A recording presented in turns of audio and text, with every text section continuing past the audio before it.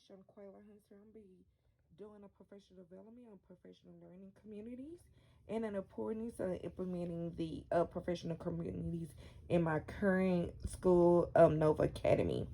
The rationale for me to developing this professional development is that at Nova Academy, I observed that we have low team building and team learning among educators, a lack of school capacity affecting issues that affecting teaching and learning.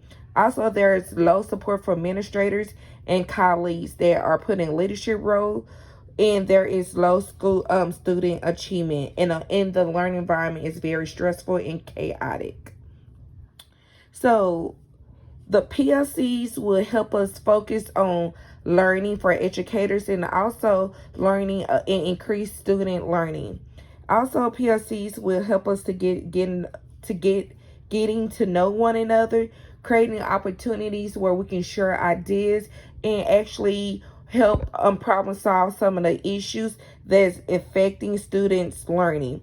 Also, will help us build learning communities with a common purpose and break down barriers and share and supportive leadership.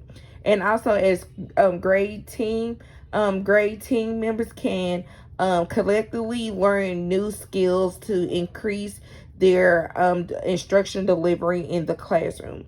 Also, we will learn effective ways to improve and transfer professional development and support students in their learning.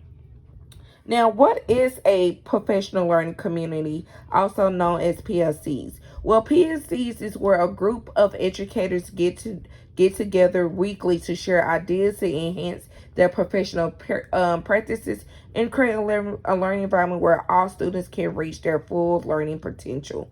PLC should be organized can be organized by grade level or content area. PLCs can help educators stay current on new educational researches in technology in a classroom.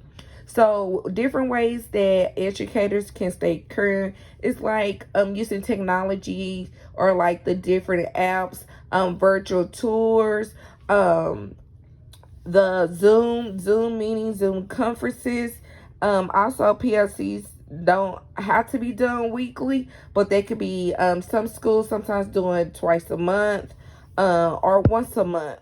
Um, so, what are the benefits of professional learning communities for students and educators? One of the main benefits of PLCs is that it does is data driven lessons and learning activities. So what that look like is that educators will come together and look at data to see what areas that the students are struggling in, or what factors or what had occurred to show that happened that had that type of effect on students' learning.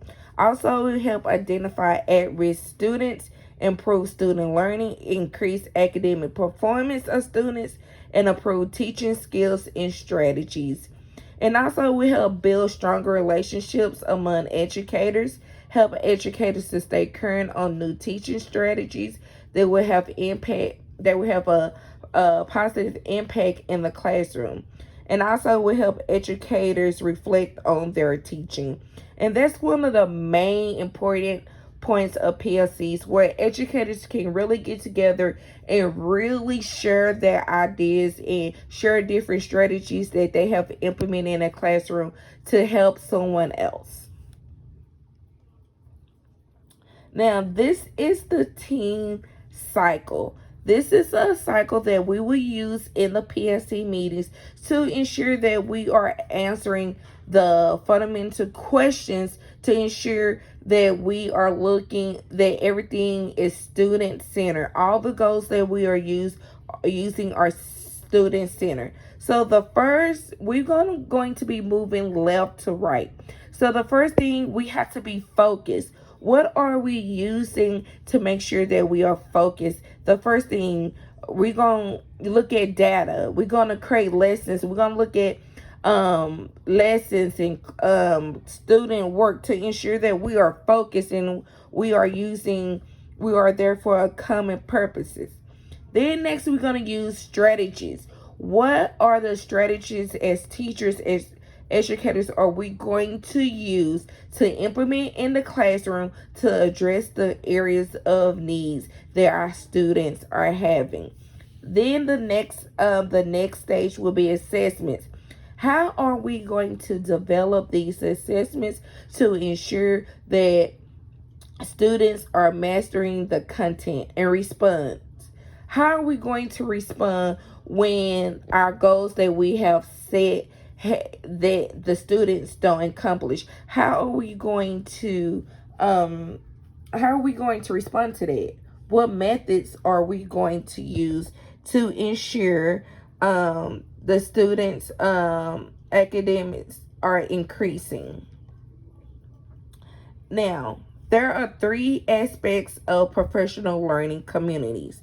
The three aspects that the IPLCs should be developed around is focus, implement, and analyze.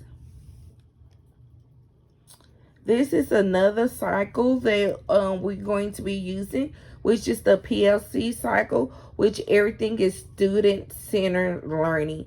How are we going to look at different data, interventions, curriculum, and make everything student-centered?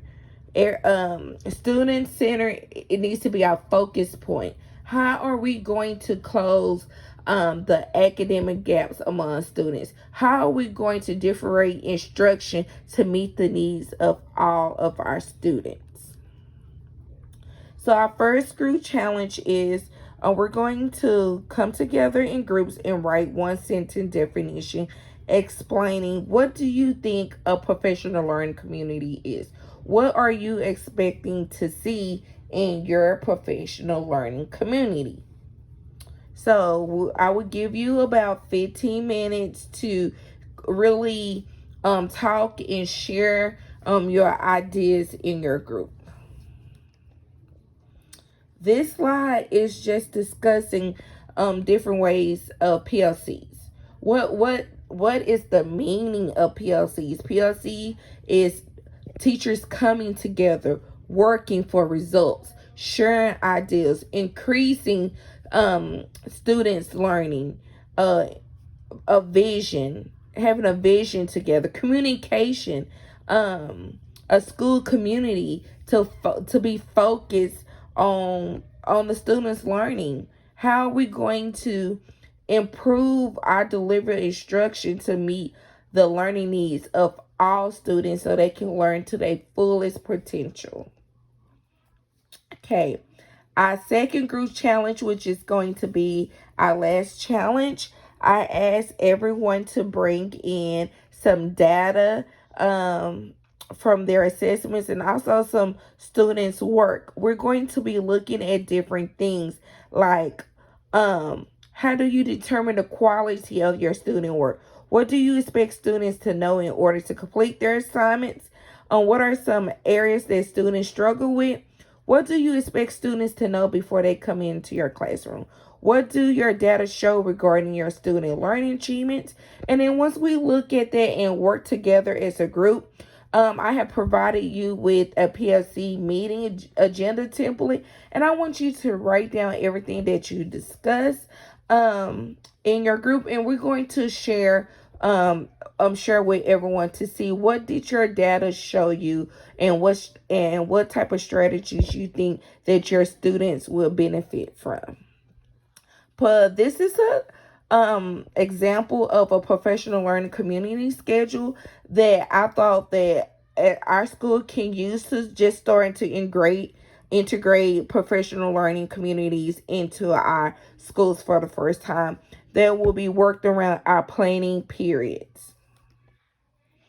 This professional learning communities are videos are just resources that you can go back in to look. The first video shows different ways of how educators should look at their data, what factors you should look at, and just some things that you can consider. The second video talks about how PLC have a positive effect on student learning, and how can you implement what you learn from the PLCs into your classroom. These are different activities that we're gonna be doing into our PLCs, like book studies, learning walk, study groups, and videotapes. So these are some follow up things that I'm going to be doing: weekly PLCs, reviewing student data, sharing, reflecting on teaching practice, and peer mentor peer coaching. If you have any questions, you can feel free to email me at shanquella.hunter@novaacademy.org, and I'm looking forward to hearing from you. Thank you.